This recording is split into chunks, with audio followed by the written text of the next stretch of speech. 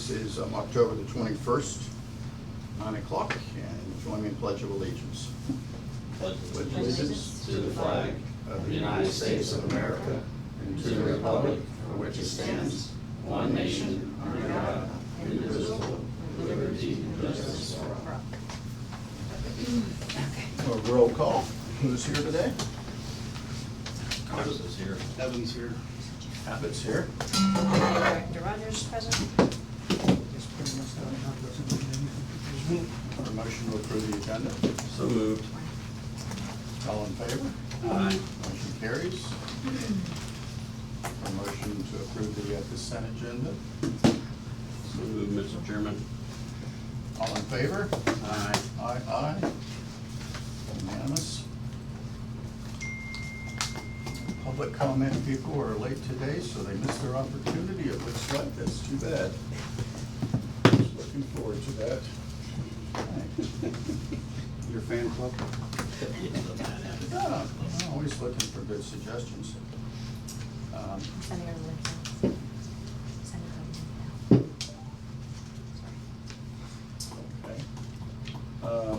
We did roll call. Is there anybody else that has joined us online? now. Laura will be in a moment, resending her link. Okay.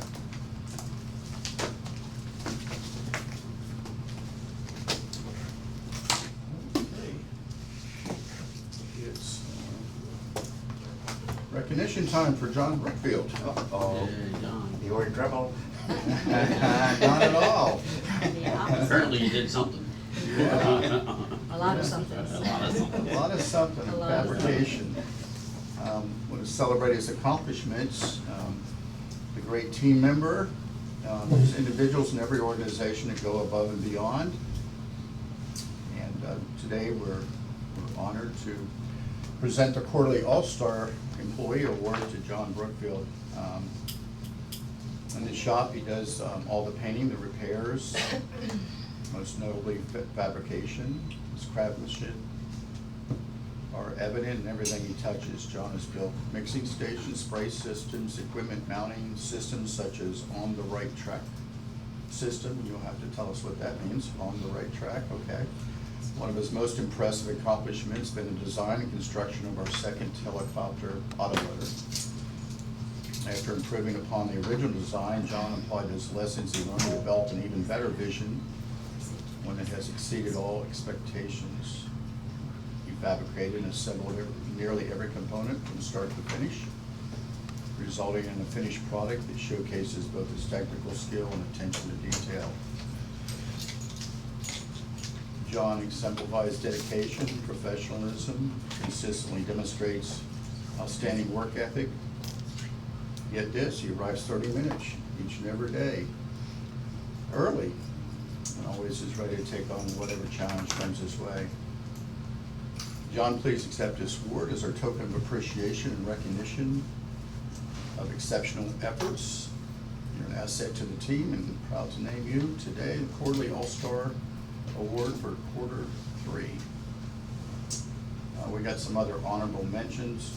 Dale Cameras Entomology Technician.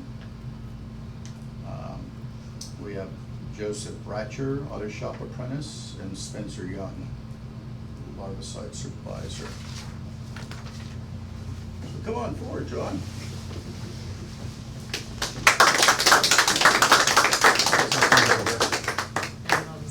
Thank you.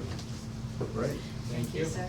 Saw that in the Florida Keys the first time, so I was glad a couple of years later, both of them were up and running and you're doing well and preventing people from some back-breaking work and all the other liability that goes with it. So it does well in the end. So I'm going to let you go. Yeah. Thank you. Great job. Thank you, sir. Thank you. That's, Congratulations, sir. I didn't realize you were the brainchild behind all that, or the person who made it work. Well, unless it doesn't work, then it's not mine. Yeah, that's CJ's fault. Yeah, that's CJ's fault. Yeah, right, exactly. It's Okay. fine. Pass it that way. Can I have everybody just come this way, Yes, please, ma'am. if you don't mind? And then Edwin? Yeah. I apologize for the back, everybody. You got two hands, John? Use Yes, them I do. both. All right, everybody get together. Come on, there we go.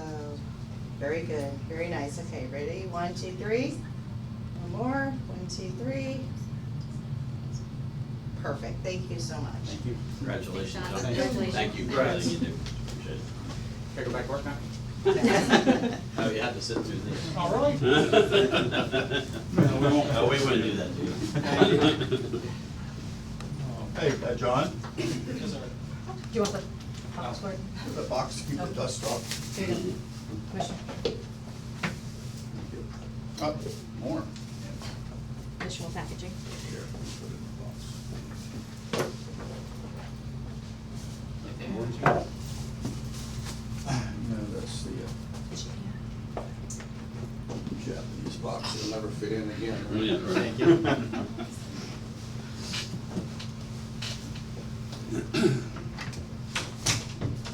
Okay. Next on our agenda is we have a new media policy to review. Came out, I believe, yesterday. Have you all had a chance to take a look at it, commissioners? So is there any changes between this and what was in the original packet? It just further defined camera and video equipment. Okay, all right. Excuse I'll me, do move you for have a approval. copy of that, that I could, What's do that? you have a copy of that? Oh, sure, yeah, we'll get it to you afterwards. Okay. Sure. You have a motion, Mr. Chairman? Sure. Entertain a motion on approval of it. So moved. Okay, all in favor? Aye. Motion carries unanimously. So that will go in effect as of now. All right. And that is listed on the website at this point? Not until you Approve, okay. approve the resolution that you just voted on. So it will after the meeting, yes. Okay. So Is I the have board, a is the cam- board packet on the website? We do have the board packets up, yes. Okay. So, all right. The draft was not in there because we were still working on the draft. Yeah, The okay. memo was in the material, so the actual draft was not. I have a camera on right now that's recording, and I wanna know if I'm in violation of your newly adopted policy. You are. Okay, Yeah. Well, okay. Um, It's a constitutional right for me to be able to record a public meeting. Do not infringe upon my First Where- Amendment where's the- rights. where's Do not the- infringe on my First Amendment rights. Chairman, get the room in order, please. I will go over it with you when we wrap up.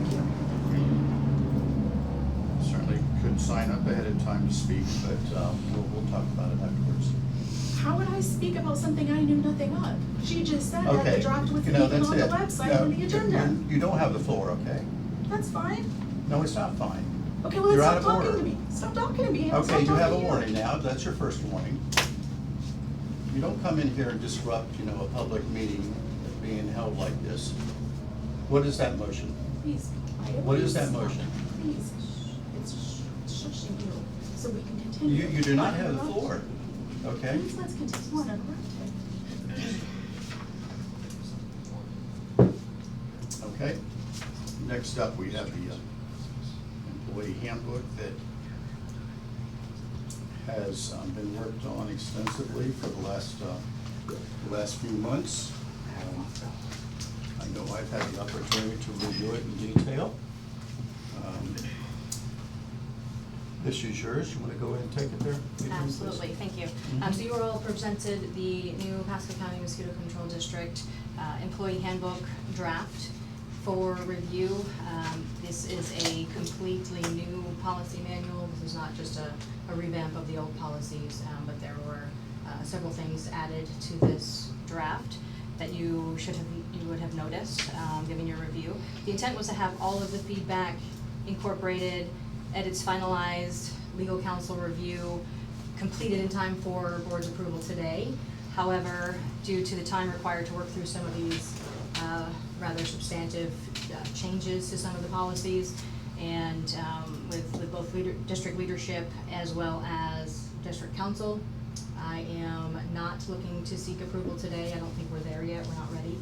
And so what I am recommending at this time is that we schedule a board workshop so that we can further refine some of these policies, mainly the ones that are changes from our existing policy, so that you all can provide the appropriate guidance guidance on how we want to move forward with those. So there are a number of things, specifically as an example, the drug-free workplace policy, code of ethics that we're still finalizing as far as the draft content with district council.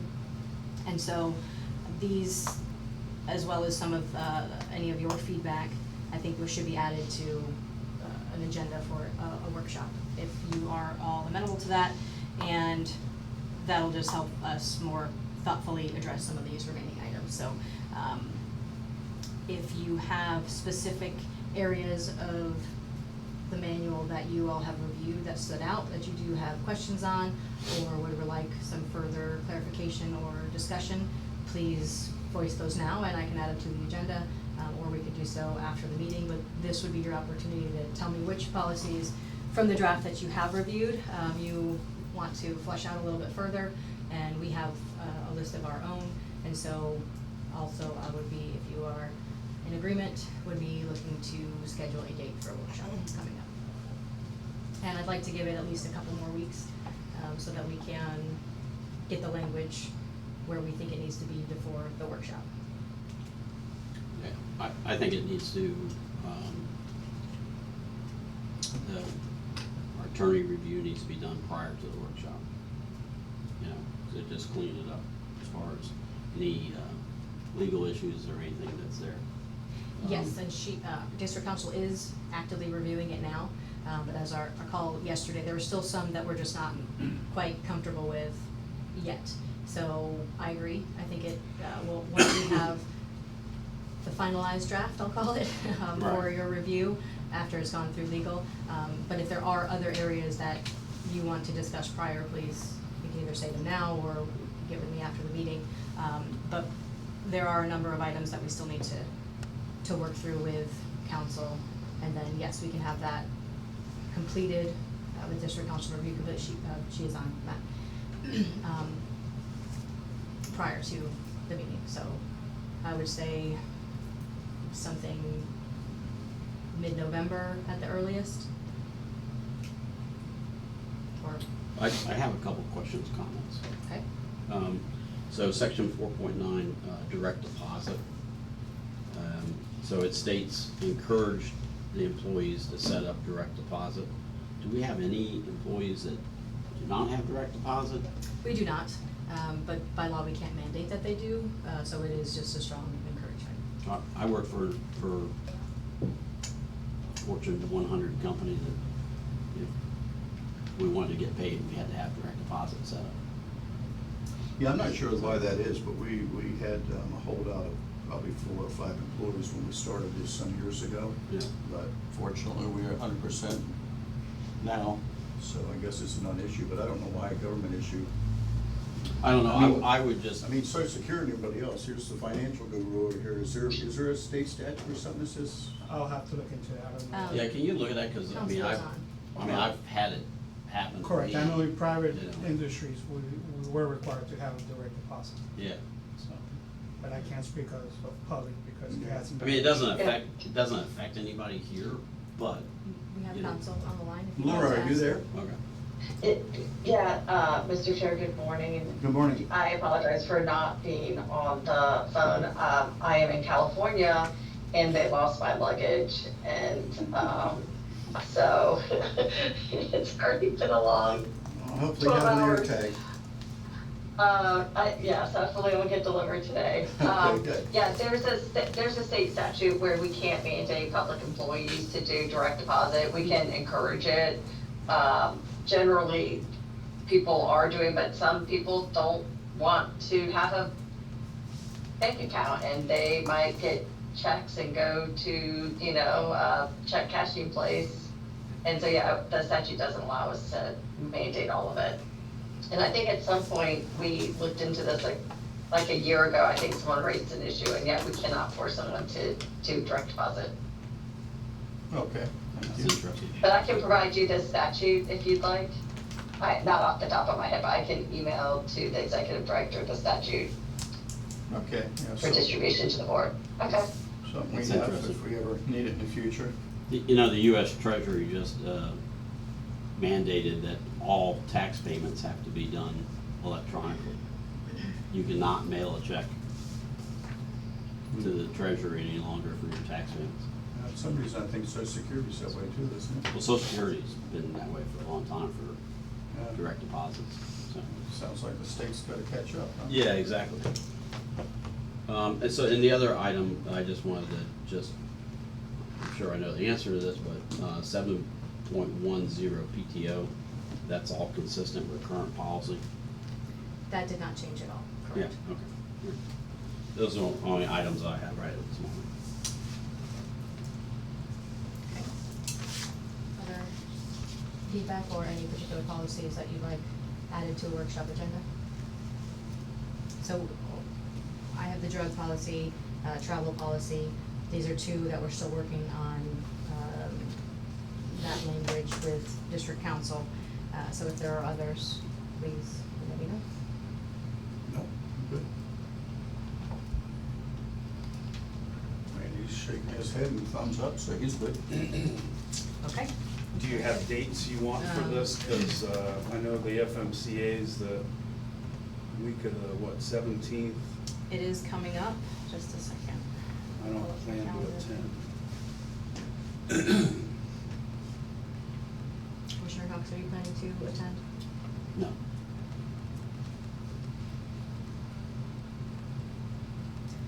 Today is October 1st, 20. I'm sorry, 21st. Thank you.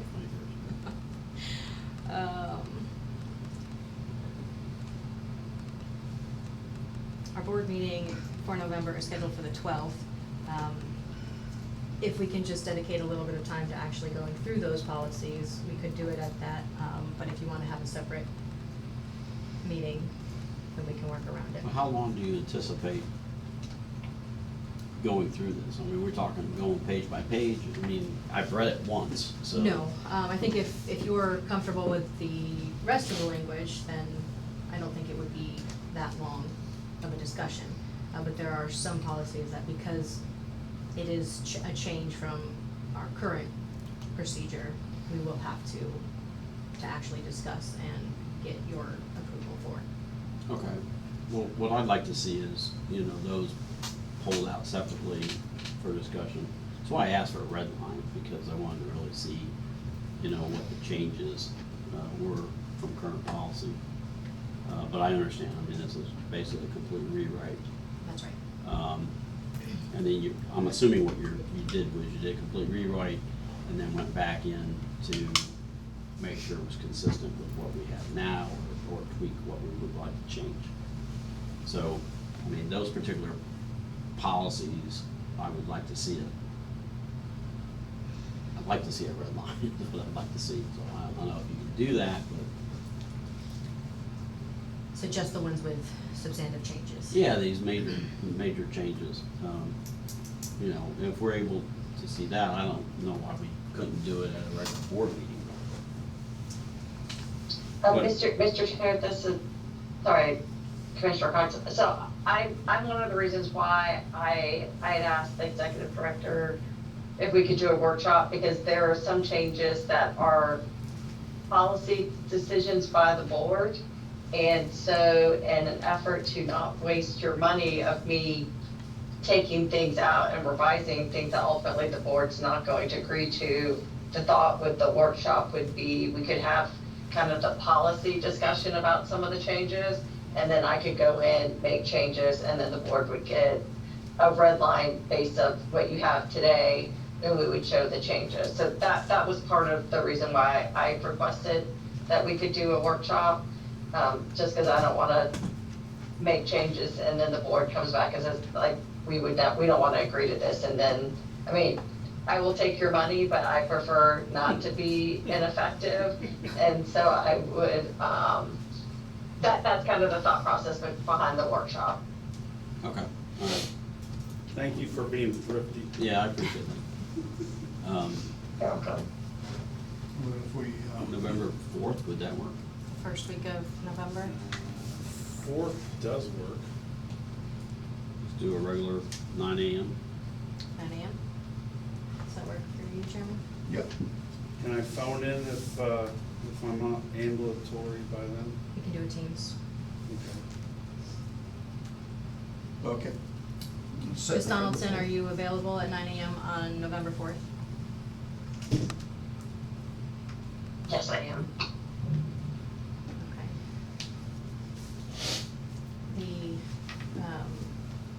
Ms. Johnson, the meeting we had, I have it canceled. That was on that day at 10 o'clock. Is that accurate? Are you not speaking? I'm sorry. Yes. There's so many people. What meeting was it? I'm sorry. The meeting with the county? It's still Yes, that's been on. canceled. It had canceled to, okay. Yes. So then, yes, November 4th at 9 AM will work. Okay, that's set. All right, thank you very much. Next on the agenda today is district liability insurance. Update on that? I Yeah. am going to pass that over to Mr. Friend. Okay. Good morning. So given the direction that the board wanted us to go with the budget savings, I asked our insurance agency to look at to other options for liability insurance. We have been with PGIT for 7 years plus, and we hadn't really had a comparison. So in doing that exercise, we were able to save some money going with a new company, and the company is called Public Risk Management of Florida. And that is the one that we have decided to move forward with. It represented a $8,500 savings from PGIT, but it also represented a $35,000 savings from the current pricing that we had last year. So it's a good move for us. It's parallel. The covers are the same, the coverage for all items. And they are a little better because we actually were able to purchase an excess insurance and still have a lower cost than the competition or the quoted competition we had, so. Okay. Is this strictly aerial that you're referring to? No, Pigeon? liability, comp, everything, correct. Aerial's still in the process. We have a drone that hasn't been insured yet because we don't have the FHA numbers, and that is because the government is shut down, so they haven't been able to assign us one. But that is a separate insurance that has nothing to do with this policy. That's through Chubb. So when that comes, we'll renegotiate that insurance. It doesn't coincide with this Okay. term. So, the two policies, the exclusions from the policy, are they similar? Correct. Or So you compare them side by side? Correct. We Exclusions? had a meeting with Max, our agent, and we went line by line and explained what the differences would have been, or what the differences are, if there were any, and there weren't any significant differences that were not addressed. It was very minimal one, and again, the one difference was taken care of with the excess insurance that we purchased, so. And the other good thing with PRM is that this is a 2-year quote. So next year we will have the same pricing, we don't have to worry about increased shopping or anything like that, where PGIT will not be able to provide that for us. Credit rating between the companies? That I don't know. That I left it to our agent to make sure that they're suitable. But PRM it's a government entity. They have several governmental accounts, so we did that part of the research. Okay. In your folder, you should have included there 2 notices. One is assigning Ms. Adrian Rogers to be the representative of the district in them, and then the other one is just acknowledging their bylaws, and we have to sign that by the chair.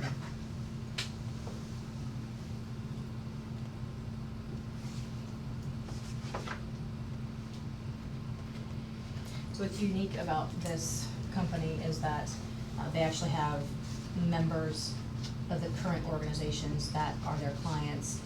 That's what comprises the board positions. Unlike, other entities where their board of directors would be retirees employees or, someone who may have worked in the business. These are comprised of those actively serving. So it's similar to the Florida Government Utility Authority, where the adopting members of FGUA are actually part of the governing board of it. So I like that. And one other thing, if we're talking about this year's budget, that pricing represents a $65,000 savings from what we had budgeted. So we were able to move that around to other needs. Good job on that. Thank you. I'll move for approval, Mr. Chairman. Okay. All in favor? Aye. Aye, motion carries unanimously. All right, keep the savings coming, Jose. Trying. Okay.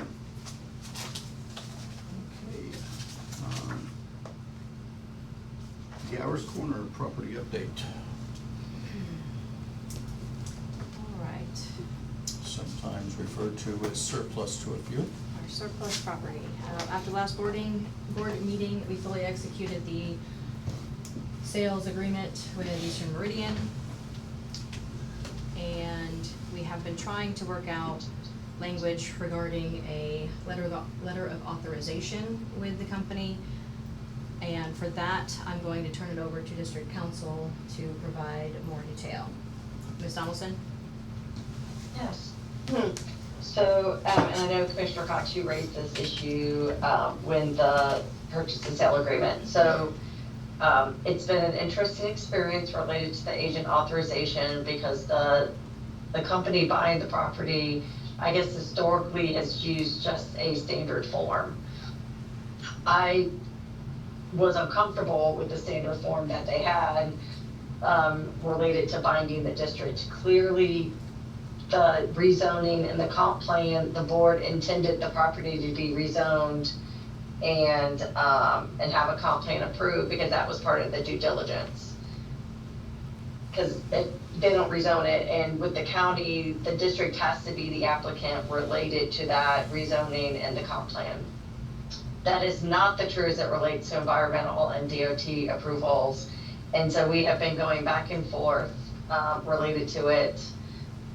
I have pointed out that the law actually states, it's like for Swiftman, for example, there's a provision that specifically provides an applicant can be someone who's purchasing property. They just have to provide the purchase and sale agreement.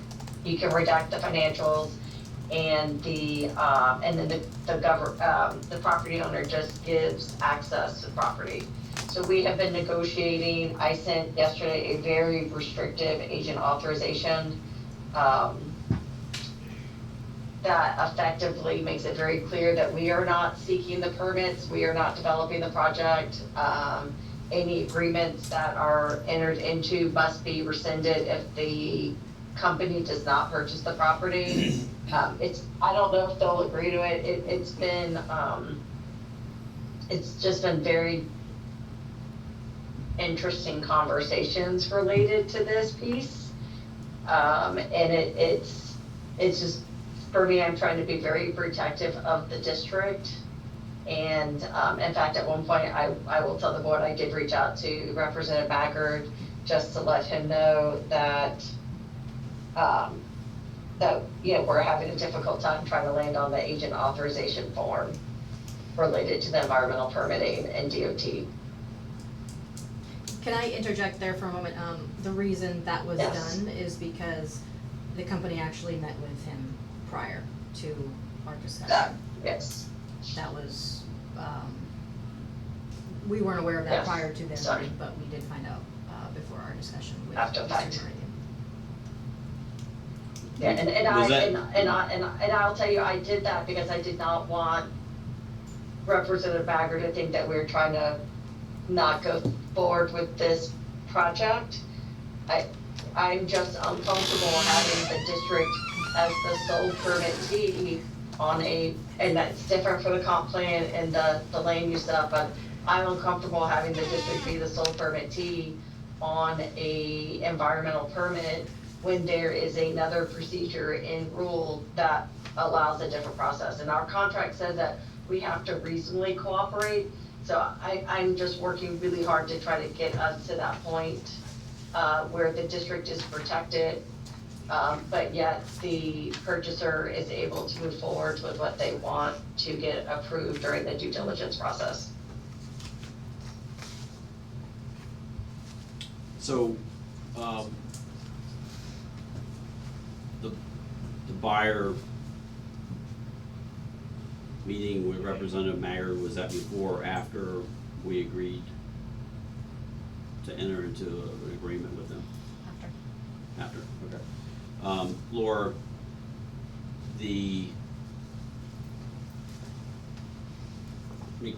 refresh my memory, I thought we had an FDOT permit for our project. We do have, I believe we do have an FDOT permit, but we don't know what they're doing, and our agreement requires us to reasonably cooperate related to permitting. And so, in my mind, reasonably cooperate does not mean we're getting permits in the district's names unless the process requires it, and giving basically carte blanche authorizations to the purchaser's consultant. I think But we'll get there. These permits, so, I mean, they're project specific. So, the project they wanna build, FDOT is going to require them to do certain road improvements for that project. The same thing with the environmental, based on whatever impact they're gonna have on any type of wetlands or anything of that nature. So, those permits are specific by project. So I'm having trouble understanding why the district would be bound by any of those particular permits. Because it's gonna be specific only to the project that they're trying to build. If this deal doesn't, for some reason materialize and the district, sells it or enters into an agreement with another purchaser, then they're gonna have to go through the whole project, the whole process all over again with getting permits based on their project. So I'm having a little trouble understanding how the district is bound by that. Okay, so the easiest is when the district was doing our project, we gave agent authorization to Spring Engineering, or Spring, and they got permits in the district's name, right, because they were our projects. Generally, when, because it's a statewide rule, and I'm just gonna use environmental resource permitting as example, because oftentimes people are buying property and they haven't closed yet, they're trying to get the permits ahead of time. There's a rule that effectively allows the purchaser to get a permit in the purchaser's name for a property that they don't own. And then if they don't ever purchase the property, the permit just goes away. Like, there's no valid effect to it. In this scenario, that is not what's being proposed. In this scenario, the purchaser wants all of the permits to be issued in the district's name. So it will be as though the Pasco County Mosquito Control District is doing a multi-use family project, and it's our permit. And this agent authorization is giving grants to attorneys, like 4 or 5 different companies, to make agreements on behalf of the district related to the district's permit, because that's effectively what it is.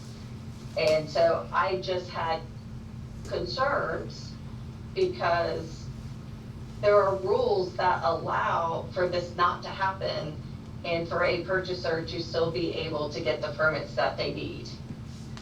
And so if the board is fine with a standard agent authorization that gives the purchaser the ability to effectively get whatever, obligate the mosquito control, because they are getting these permits on behalf of the mosquito control district.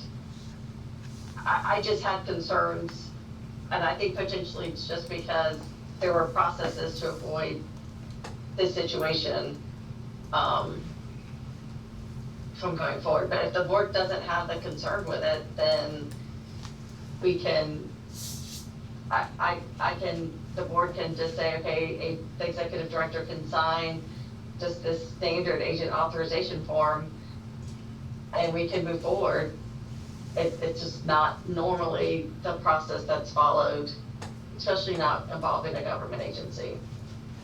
And because you all did not give me the authority to do that, we brought it back to the board. That's why we're having this discussion. Has Berkshire been involved?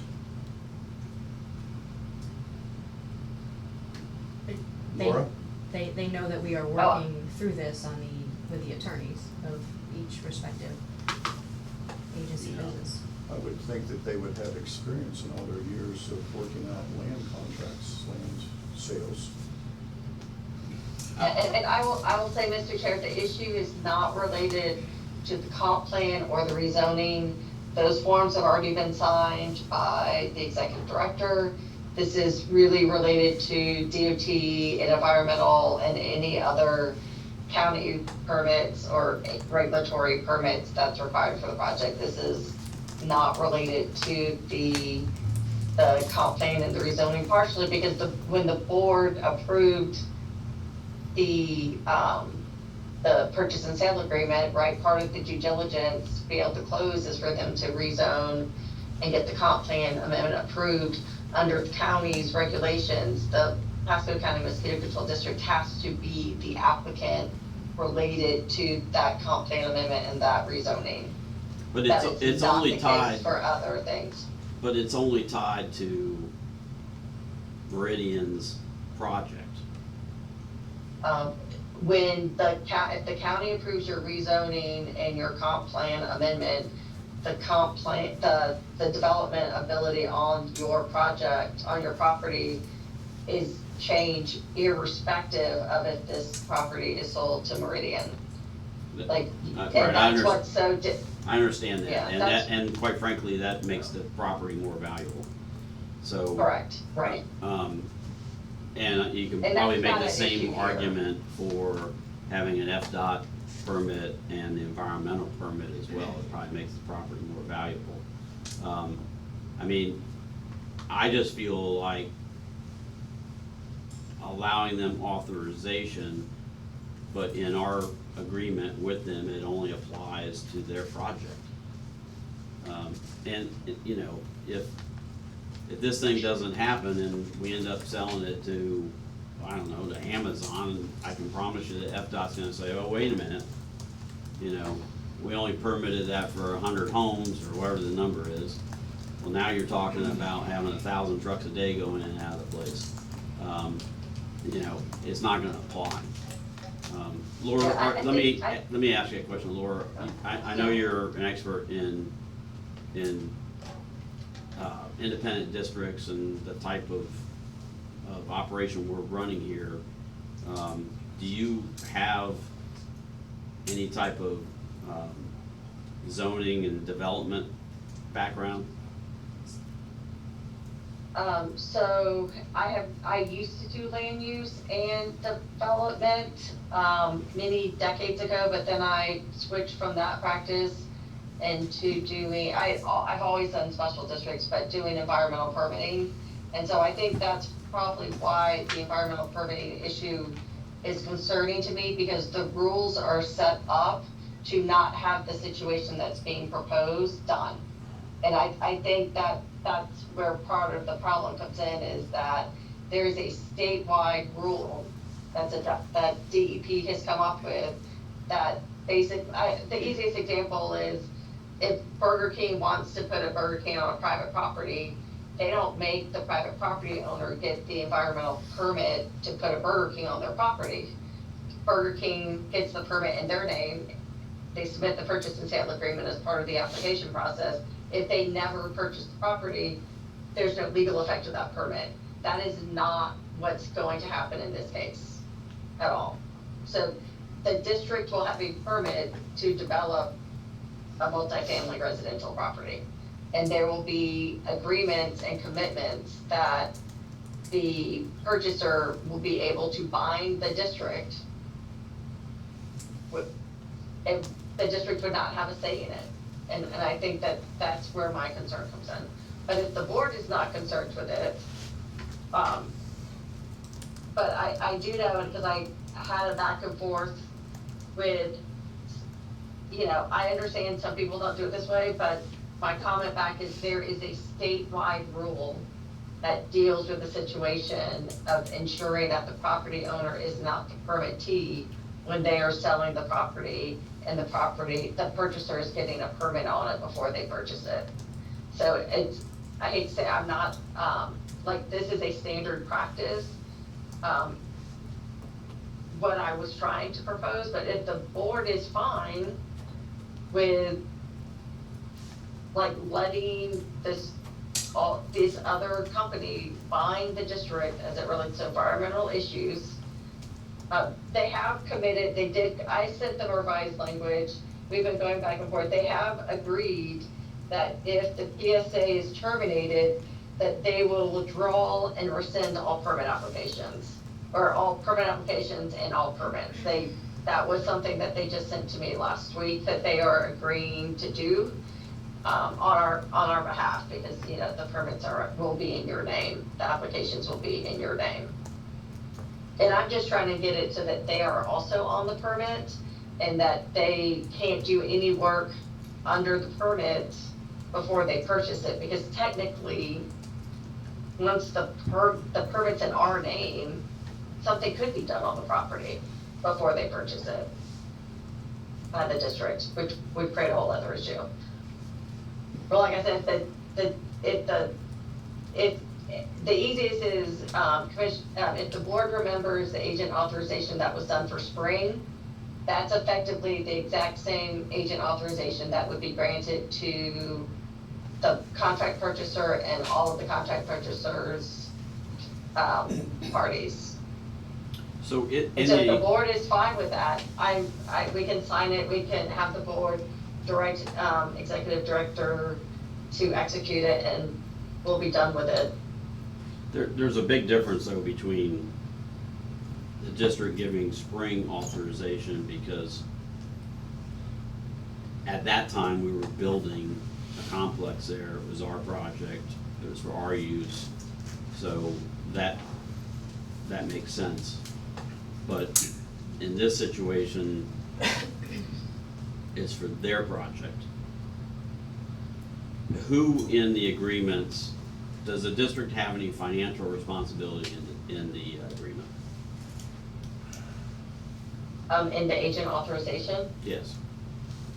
it is exactly, the contractor, the purchaser, and all of their contractors have the ability to make agreements as part of the permitting process and make commitments and obligations. So are you telling me that the district is financially responsible for their actions? I mean, it's, I've never been in this situation, honestly, but the way that they are representing the district when they go and they make these negotiations. And it's the same thing with the comp plan and the land use. I mean, they could be making,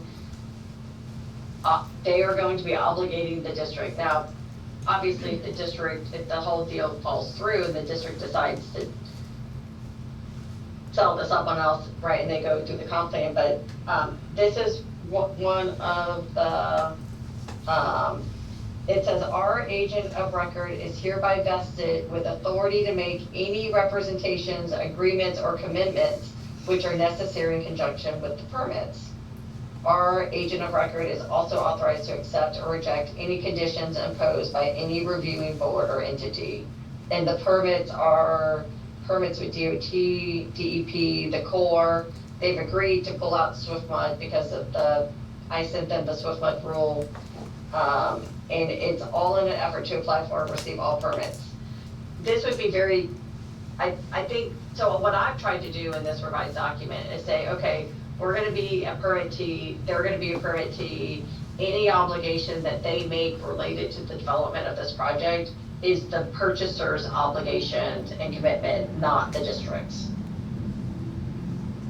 And so like I added, they have not agreed to this.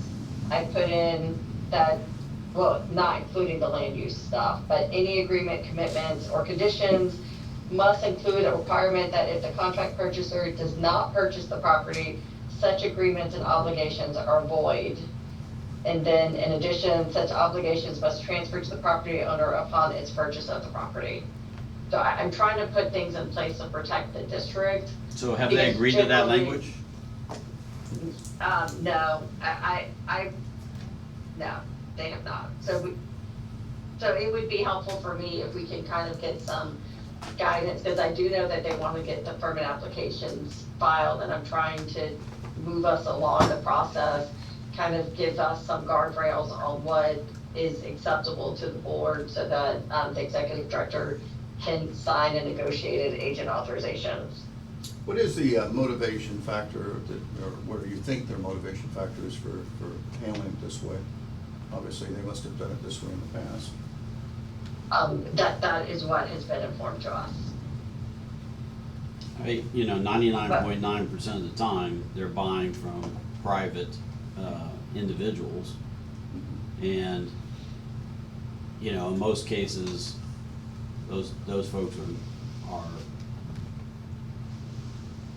they're probably not well versed in development rights and all that, so, I mean, the purchaser is, and so, you know, they're going off to get these permits. But, you know, I mean, Laura, is there any case law that says that the seller has been held liable or held to the agreements of a permit that may have been issued, but the property sale never went through? No, and so I think that, I have not looked at that. I mean, I think partially because, you know, there was a rule, and DOT has the same thing. You can be listed as the property owner, not as the applicant. I think agencies have the ability to deal with this issue because, you know, sophisticated sellers are not going to want to be bound by a permit or even be listed as the permittee, right? Which is what this scenario is. I think ultimately, you know, they have agreed to rescind the permit if it's terminated in the agreement. So that is protective of the district to make sure that, I actually thought that was a great change. And I will say they have been very cooperative in trying to get to language of, originally they started with, we just want this document and this is the only document. And then they did agree to let us pull out the land use, issue, so, the rezoning of the comp plan process can get started. And I think they were submitting an application either late last week or early this week. So like that part of it's done. It's really just, so they have been working with us and trying to come up with a solution. If I even get 50% of the changes of what I proposed to them, I still think it's more protective than what the district is having now. I was just, I am uncomfortable as your attorney having the district sign an agent authorization no different than the one that you did for spring, because I think this situation is very, very different. And when I did point that out, and I did, in response to well, this is the way we've always done it, you know, there would not be a state rule if this issue didn't come up a lot. And that's every water management district is part of the statewide environmental resources permitting rule handbook. That we would not have that rule if this was not something that was contemplated. But I do think that if the board says we're okay with just a standard agent authorization, then we can just move forward and the executive director can sign it. If the board wants me to try to put some guardrails in to make it clear that, you know, the binding contracts, the purchaser is the one who's bound by any obligations, Okay. that would be helpful too. All right, let's hold for just a moment. We've got some input from the audience. If you could step forward and let us know who you are? Yeah, my name's Michael Poltorek, 9152 Kenton Road, Wesley Chapel. This is not why I was here, I promise you. Oh, this However- is not on this subject? I'm sorry? Is this on this subject? Yes. Okay. Yeah, that, it's not the reason I attended this meeting, though. Okay. I am in real estate, and I know a little bit about MPUDs at this point. Okay. This, I would recommend at a minimum, you listen to your representation on this one. This one is not gonna be a case law issue, this is going to be a PR disaster for your district. The reason that private sellers, when they go into these contracts with the developers, is because the developers are going to do every step along the way, pay for everything it takes for the zoning, permitting, et cetera, et cetera, et cetera. And in the very last minute, if they don't get every detail they want from the county, comp plan amendments, DOT, which can't even be done until after you have your approvals with the county and with the Army Corps, they can pull out at any point and you're not gonna get paid. A lot of times the valuation put on these properties is based upon their future plans, and so that's what's actually going to drive the value of the property itself. This is a PR disaster.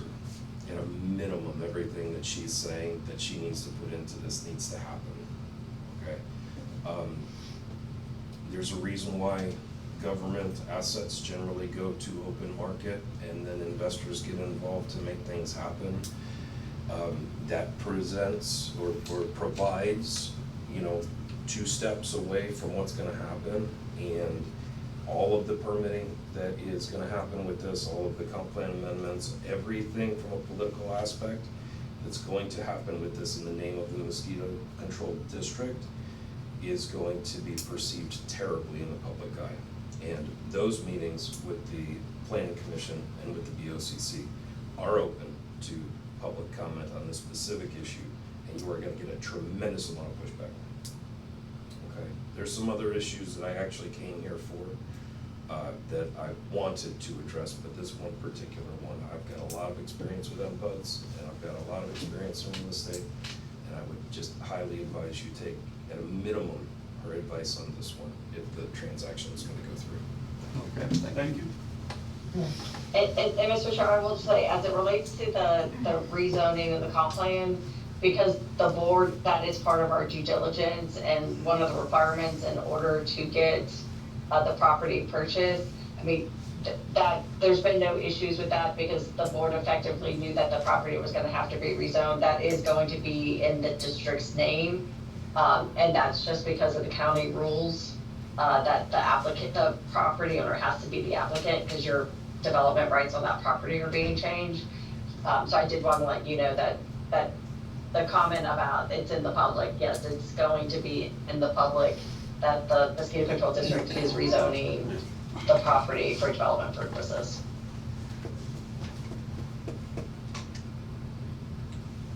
So Laura, how can we, or what suggestion do you have for us, so that we can give you and Executive Director Rogers authorization to keep this thing moving? It would be helpful if the board just gave us direction that that we can negotiate protections for the district, and that the executive director is authorized to sign agent authorization that provides some additional protections for the district, different from just a standard agent authorization form. I would hate to have to come back in a month to get board approval, because I know that that's another 30 days that they're spending money and not being able to submit the permit applications. It's my understanding that they want to submit permit applications already. But if we could just if she could be given the authority to sign an agent authorization that provides additional protections to the district, that would be helpful. Okay, so I'll make that motion. And that's the reason why I asked the question, because I didn't want this thing to stall for 30 days. So, Mr. Chairman, you have a motion. Okay, all in favor? All right, Aye. Motion carries. thank you for your guidance, Yeah, Laura. thank you, Laura. Yep. Of course. Any Sorry for the comments? complication. I I really am not trying to make a mountain out of a molehill, but with my background being environmental law, like this is something that,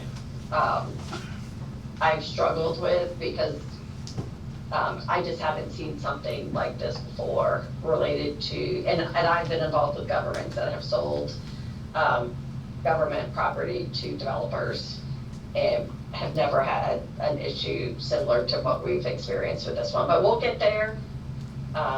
Adrian and I are working very hard to get us so that the property can be sold, and developed in the future pursuant to their plans. So thank you. Yeah, you know, the FDOT thing doesn't really concern me too much, it's the environmental issue, you know, that can arise, so. All right, keep it I'm moving. not really sure why we would even have environmental issues based on the fact that we've been through all this. Because It's all the based turtles on- come back. Yeah, it's all based on their The project. turtles come back. Oh, right, okay, that could happen. Okay, all right, we'll move on to the next subject, safety concerns on employees, an update on that? The Pasco County Sheriff's Office had identified the caller in the August 1st threat incident that we received after a UOB mission that we had discussed previously. They tried to apprehend the suspect, however, they were unsuccessful, and so the detective and I met with the representative from the state attorney's office, and we are awaiting their review to determine if they are going to take the case or not. So at this point, that's really all the update I have, and we'll certainly keep you informed as we learn anything new from the state attorney's office. What do you mean by apprehend? Capture? That's what I thought you meant. Yes. I mean, They interviewed and he just disappeared or something? they could not locate the I see, individual okay, after multiple attempts. I see. Okay. Thank you for the update.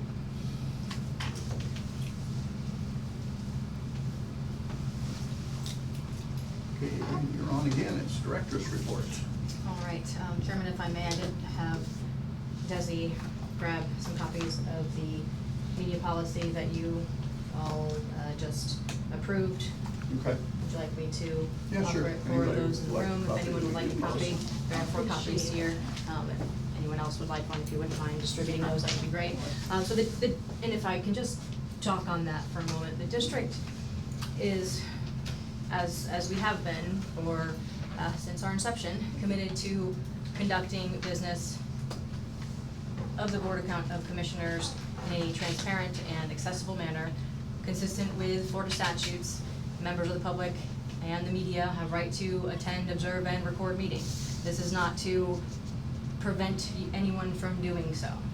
In recent meetings, we did have, specifically when we had our representatives from our realty group present, there were issues brought to our attention at that time that the placement of cameras from the audience and recording devices, the location of which, being close to the dais and close to the area for public comment, raised concerns about potential disruption to the proceedings and the possibility of intimidation or deterring public participation. And so in order to address those concerns while continuing to uphold transparency in what we're doing, the board action today in adopting a formal media policy was not to deter your ability to record. It's merely to designate a specific area within the boardroom where the cameras and camera equipment would be set up.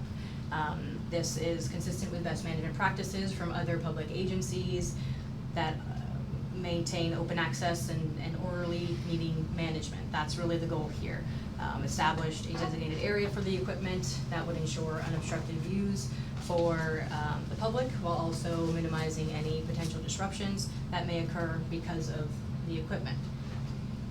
The camera placement would not be able to interfere with ingress egress, with the exits, obstruct sight lines, or intimidate the public speakers. So really that's the goal, setting clear expectations for a quiet and stationary operation of camera equipment during the meetings so that we can continue to maintain order and everyone can see and hear everything that's happening in the board meetings. And it just provides clear guidance for members of the media, members of the general public, our staff, our board, in how we're going to ensure that we're remaining transparent but also orderly. So that is the purpose, and that is the policy that you have now in your hands, and we were still finalizing it as of yesterday. So the board has seen a couple of iterations of it, and that is what was finally approved this morning. Just for Can you clarity. expand on what we have available? The video, public video? So we also, just several months ago, the board has instructed us to provide the videos of our, internally, record the meetings and provide the video on our website for public review within 72 hours of the board meeting. A lot of times that happens same day. By the time, close of business happens this afternoon, this recording that the district is conducting now, and for all of our board meetings, will be up on the website so that you can see it. We've made some slight modifications to the room to try to enhance the quality of those videos, the audio of those videos, as well as the visual. So, we are trying to improve what we're doing so that the public can see very clearly what it is that we're doing. We're not trying to hide anything, we're trying to increase transparencies, which is the exact opposite of that. So that is the purpose of this policy. I just Okay, want- at this time, And go ahead, Laura. sorry, Mr. Chair, I was gonna say, because, our phones have cameras, we did carve out basically like stationary cameras that are on tripods, or like iPads on iPods or tripods. Anything that is on a stationary needs to go into the designated area. This is not, the board just approved it, but obviously, like, we don't have the designated area set up. I don't think the designated area is set up since the board just approved the policy. Correct. But clearly, if someone in the public, I just want to go on record, if someone on the public is sitting and they're recording the board meeting from their camera phone, and they don't have it where they're up in the air where they're blocking people behind them, there's no issues, there's no violation as it relates to the policy. This is really just trying to avoid, it's trying to protect the right to record and have transparency, but at the same time ensuring that there's no disruption or interference with participants or the board meeting. Okay, you have some comment about this? Yeah, What's your just name? Amanda Weaver, thank you. Okay. Just, Address for the record, please. no, that's not the requirement. For the state, no. Attorney General, there, do you want me You're to cite the Attorney attorney, General? Amanda? Do you want me to cite the Attorney General? Laura, is it a requirement to give name and address for the record? You do not have to give the address, just location, Pasco within, if she lives in a city or within the county. Pasco County, yes ma'am, thank you Laura, appreciate that. Just for clarification, I previously stated I am wearing a body camera right now that is recording. Is that in defiance of this new thing? And you said yes. I want clarity now. This is not in violation of this new mandate. Mr. Chair, I can, if you're Go okay ahead, with me Laura. answering that question.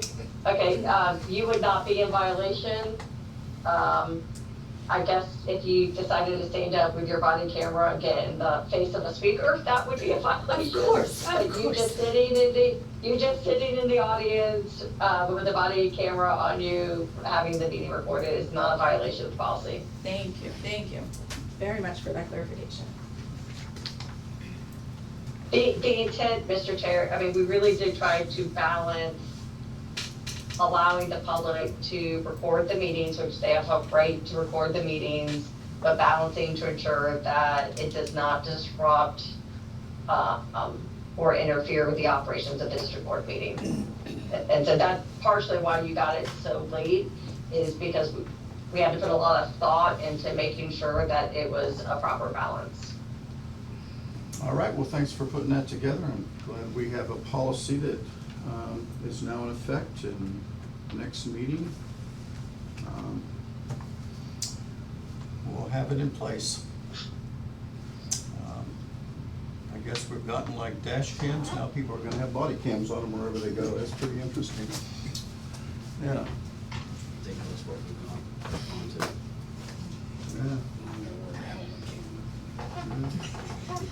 What do you think about that, Marshall? Okay. We move on, Yep. please.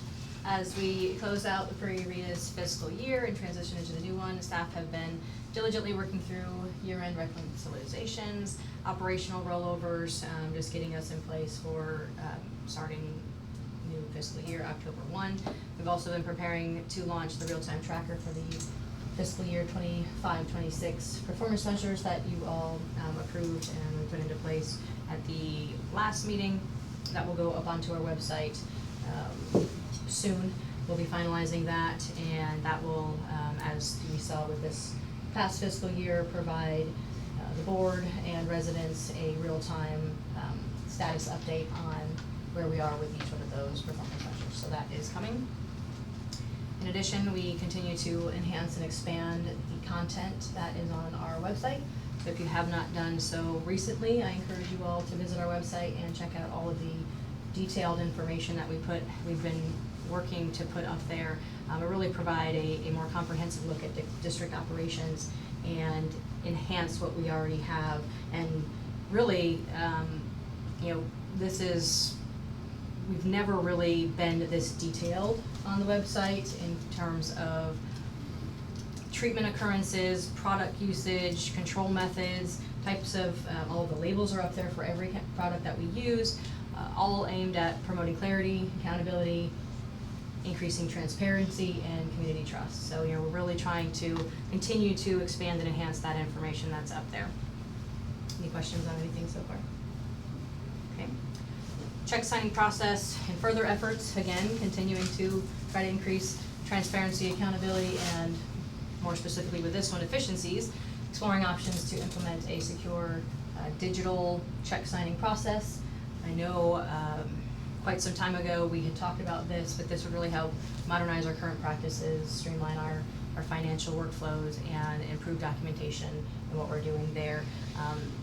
If you are all okay with that, I would also propose transitioning to bi-weekly check signing.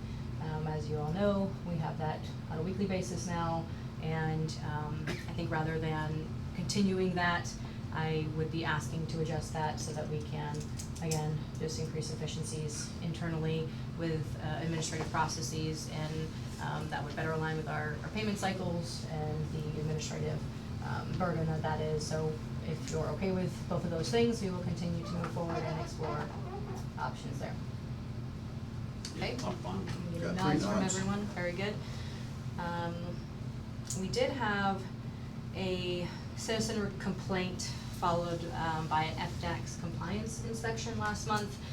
We first received a records request, and then shortly thereafter received a call from an FDAX inspector regarding 2 UOB applications in a particular neighborhood during the month of September. And the allegation was filed with the Department of Agriculture was that the district was overspraying and lacked justification for spraying. In response, DAX initiated a formal use inspection and sent 2 of their regional inspectors to our facility to review our data, documentation, and our operational practices. In anticipation of the visit, we had 3 of our staff members, 3 members from our leadership team had to pull and compile the data, all the treatment data related to the applications that were conducted on those 2 reference dates. The inspector spent approximately 3 hours on site conducting a full compliance review. Of course, as should be no surprise to you, I'm pleased to report that the inspectors were highly complimentary of our program, noting the exceptional level of detail in our operation, in our data collection, and the cleanliness and organization of our facility. And of course, strong adherence to regulatory standards. In fact, we collect far more data for every one of our applications than is required through the Department of Agriculture and by statute. And so the plethora of data that they had to comb through is partially why they were here for 3 hours. And so while we fully support the right of anyone to request information and raise concerns, it is important to note the operational impact of something that is unfounded. And the single complaint required coordination among multiple staff at FDAX,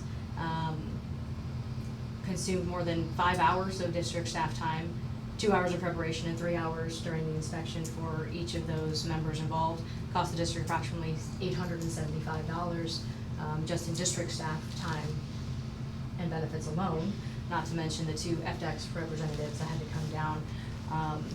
But in addition to the 2 members with FDAX, also indicated that their final report would be issued approximately 2 to 3 months from now. So just to give you an idea of how long that actually takes for them to complete a use inspection. We're confident, of course, that the report will come back and show that we were fully compliant and that the professionalism of our operation is certainly where it needs to be. But I do want to underscore that the instances like this not only train agency resources, but it's also, you're not just here locally, but at the state level, and of course it diverts attention away from the important work of public health protection that we are doing here, so. Was more that an information. anonymous complaint? Or? It was. When you get the report, I'm assuming you're gonna distribute it to the board members? That is my plan, yes. Okay. But expect 2 to 3 months from now. So it won't be coming in a hurry. So why is it that you can do anonymous complaints at the state level, even though we're in Pasco County, and complaints through code enforcement and such are not anonymous in this county? So what's up with that? Or do you know? The county and Department of Agriculture are 2 separate agencies, so I don't know the nuances of each of their respective You know what? agencies and procedures, but. It's a good thing that FDAC came in, they see the operation was running, you know, if there's any room for improvement, we all welcome it. So, Absolutely. it is what it is. What else you got to tell us today? Public records requests, as you know, we are adding that to the monthly information. So we did receive 15 records requests in total in the month of September. And the chart here shows the progression or the status of each one of those.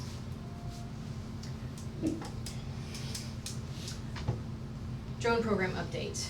Mr. Frent already prefaced this a little bit, but after several months of delay, I am pleased to report that we do finally have our drone in our possession. We got it sometime in the last couple of weeks, and as you may recall, the district purchased the drone back in the spring.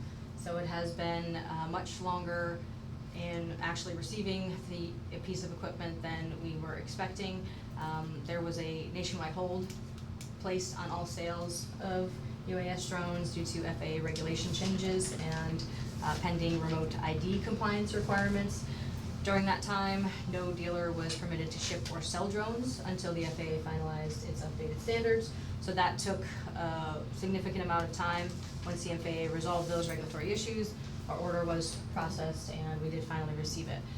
We have since submitted all the required registration documents through the FAA for registration of the unit itself. However, due to the federal government shutdown, we will see further delay. We don't really know what that timeline is going to look like, but the approval process is currently paused and it is unclear on how long that will be. So we will unfortunately be waiting longer until we can actually use it. Once the FAA registration authorization are complete, then we can begin the dealer-led training first, and then equipment testing, flight practice to gain familiarity with the unit and all of the system to ensure safe and efficient operation. So stay tuned for more information on that. Facilities And planning. Beth, pardon me, the drone itself, is it American made or is it like everything else made in China or Taiwan? It's all made here in the USA. We picked it up in West Palm, their manufacturing facility there through Leading Edge. Do we know if the chips are made here in the US or? Probably not. I don't know all of the component Okay, parts. all right. Mr. Chair, if I could pop in, the Sure. legislature, a couple of years ago passed requirements related to drones, and there is a list of authorized drones that government entities can purchase in Florida. And it gets updated, and so the state is very restrictive about who you can buy drones, and so Chinese drones. There's a lot of requirements related to drone operations, and to ensure that unsafe hacking cannot occur. Other questions on that before I go? Yeah. It's okay, no, good, encourage questions.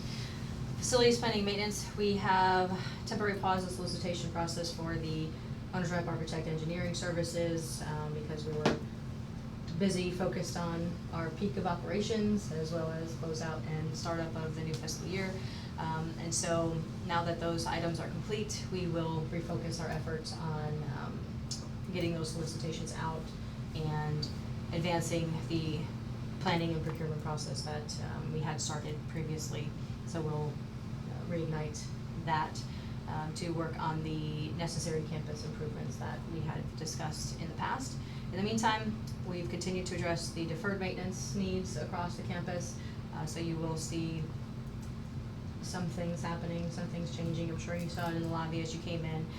Some critical infrastructure remains safe, functional, and well maintained as we prepare for the next phase of the long-term needed necessary facilities improvements.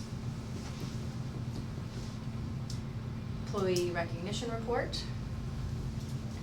So we have received several highlights from members of the public regarding district staff over the during the month of September. I'll read a couple of them here, and you see them on your screen. During the outreach department's presentation on mosquito control, PCMCD was honored to be recognized by organizations as heroes in the community on multiple occasions and multiple times. Another one on 9/11 came in. Thank you so much for the wonderful presentation and all you do for our community. Your presentation was informative and educational while being fun. And that was from the Rotary Club in Zephyr Hills regarding Ms. Johnson's presentation to the group. On 9/18, we got a Google 5-star review. Read, Jake came out to check out our property for mosquitoes that were unbearable for our kids and animals. He was super informative, professional, quick, and took care of our property right away. 5 stars for Jake. Thank you so much. So that was Jacob Moore, one of our mosquito technicians. Miss Desi Edwards received a highlight from a private social media message. What a wonderful team member you have answering calls. Desi is so professional and kind and a real treasure. I could not find where to leave a comment so she could get a pat on the back for being such an awesome team member, but please make sure someone recognizes her. Thank you for keeping us all safe from mosquitoes. Another private social media message came in for Spencer Young, who is one of our assistant larvicide supervisors. Thank you so much. We are so blessed and thankful for the PCMCD team of professionals. Today, we won the lottery of lucky people who have been being bitten by mosquitoes in Pasco County and did not know where to turn. We got the professional and kind young man, Spencer, to come to our property to inspect and help us avoid being eaten alive by those bloodsuckers again. He was amazing, and how quickly he evaluated the issues, came up with a plan for action, and began immediately working on killing the mosquitoes. We are hoping that Spencer gets recognized for what a great team member he is. We certainly appreciate him and your team for helping us. And that was from Mr. Jim and Sharon. We also have work anniversary. Mr. Nelson Rathmeyer, our aviation chief of maintenance, celebrated 2 years in September. And then we had a rehire, so technically a new hire, but one of our seasonal ULV drivers, Glenn Flowers, did come back to us. Okay, next we have a couple of highlights from the Florida Aquatic Plant Management Society's annual conference. That was a couple of weeks ago. Kyle Rowett, one of our aquatic herbicide technicians, he received first place in the applicator paper submission at the conference for his presentation related to aquatic herbicide applications and how they pertain to mosquito control activities. And aquatic herbicide supervisor Brett Hicks won first place for his poster submission on precision herbicide testing, evaluating in-water treatments in a controlled greenhouse environment, which will soon be on display in the lobby area of the building. Cool. believe that is all I have for you. Any questions on any of those? Good report. All right, thank you. Feedback from any satisfied customers out there, community members. Nick, you got a safety report for us today? No, Maria goes next. Maria goes Ladies next. first. Maria goes next. Was that staff to a highlight from Zephyr Hills?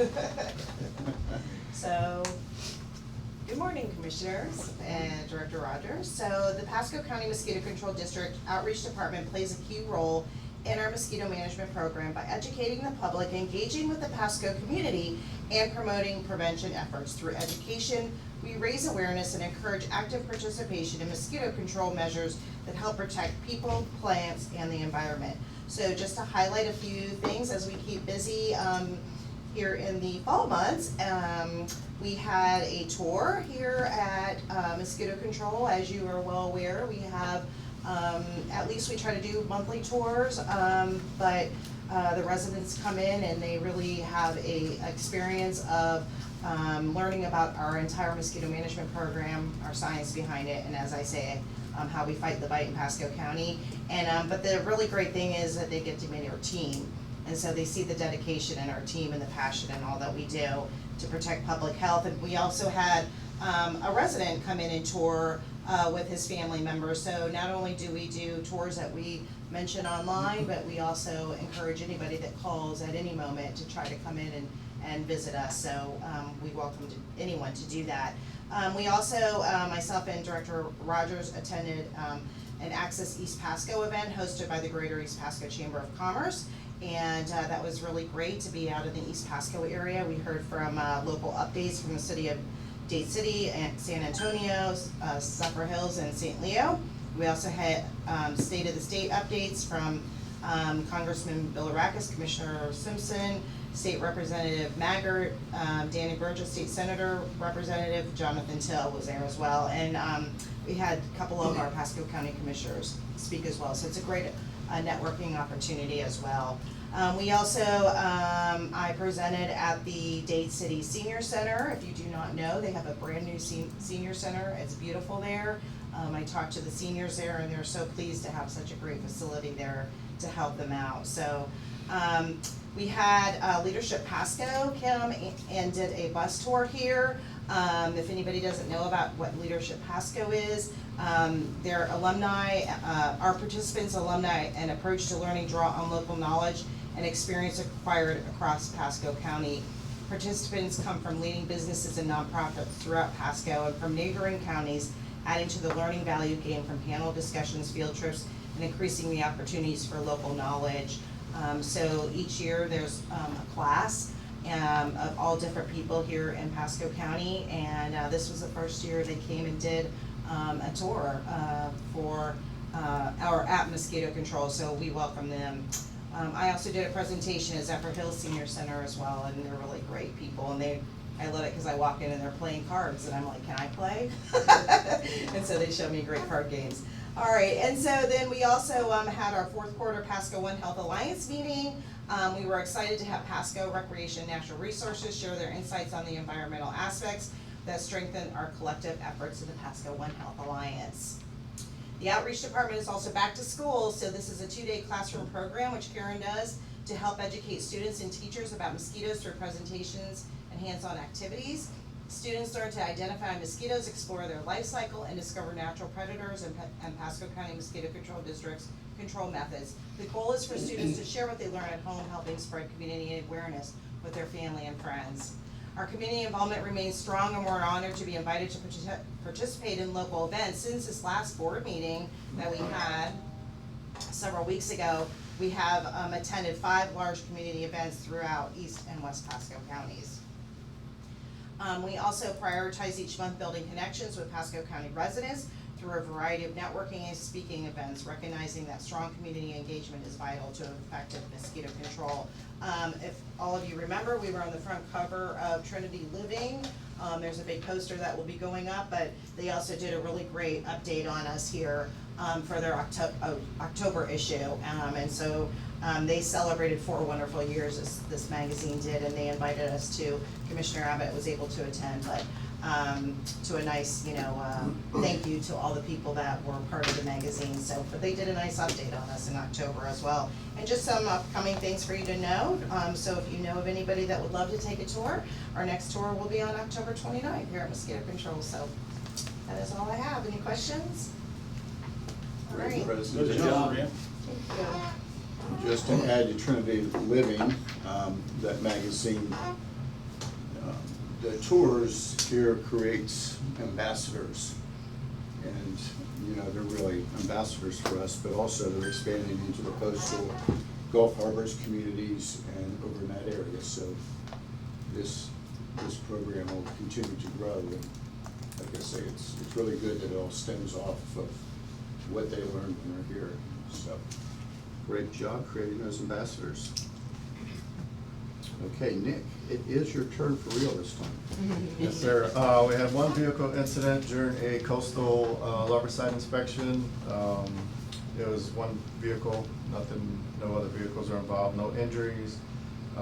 We got the truck back to the shop, fixed it, and it's back on the road, so it's minimal damage, but it was a reportable incident.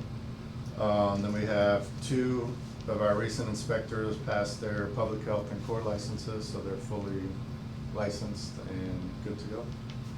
And we didn't have any training, we don't host much training during this time of the year, so. Good. Thank you, Nick. Thank you. Agnes, you've got a disease report for us. So just quickly for each parvovirus. Speak up just a little bit more. Yep, Thank West you. Nile virus, Florida-wide in 2025 so far, there have been 5 symptomatic humans, 5 asymptomatic blood donors, 1 horse, 1 duck, and 276 sentinel chickens test positive for West Nile virus. In Pasco County, there have been 21 sentinel chickens. And for SLEV, St. Louis encephalitis virus, Florida-wide, there have been 3 sentinel chickens, none in Pasco. Eastern equine encephalitis virus, 9 horses, 2 emus, 1 emu flock, 1 goat, and 52 sentinel chickens in Florida, and 1 sentinel chicken in Pasco back in July. And then dengue, local cases, Florida-wide there have been 50 cases and 4 positive mosquito pools. And travel-related cases, there have been 289 of them Florida-wide. Dengue, there has only been 1 confirmed case in Pasco for local dengue. Then chikungunya, there has been travel chikungunya, 27 cases Florida-wide and 0 cases in Pasco, and 40 malaria travel cases in Florida and 1 case in Pasco. In September, we had 15 sentinel chickens test positive for West Nile at 5 different sentinel locations. And we are currently responding to 3 DOH cases, 2 suspect local dengue, and 1 suspect travel-related dengue. Thank you very much.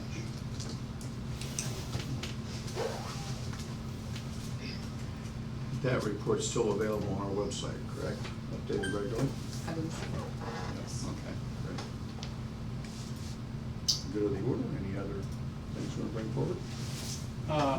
I got something. What happened to our mailbox?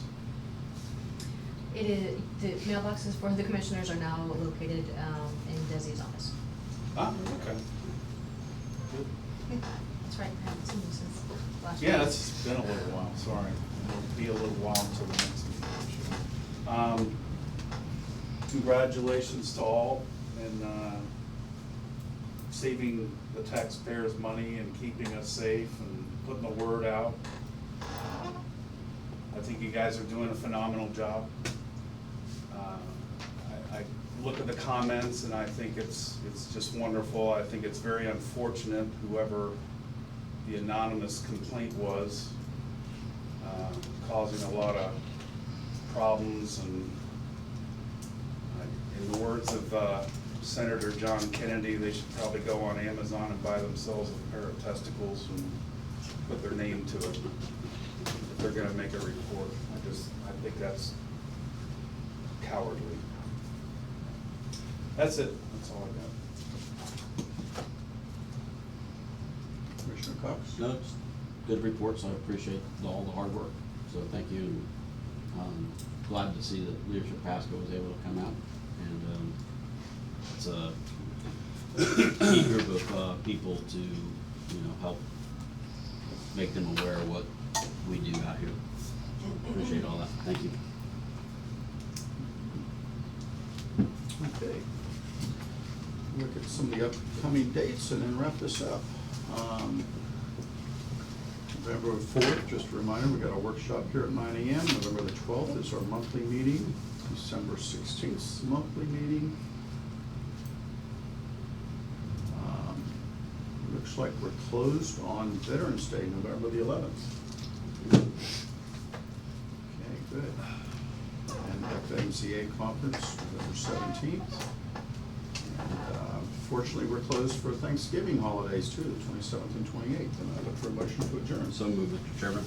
All in favor? Aye. Motion carries unanimously. Closed.